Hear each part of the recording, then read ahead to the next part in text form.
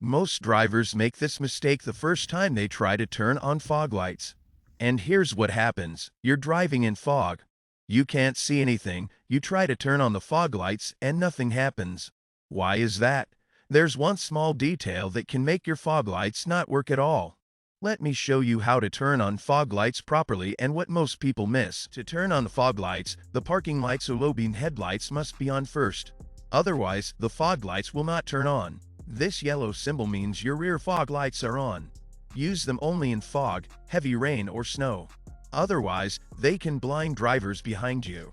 Most vehicles have just one rear fog light, usually on the driver's side.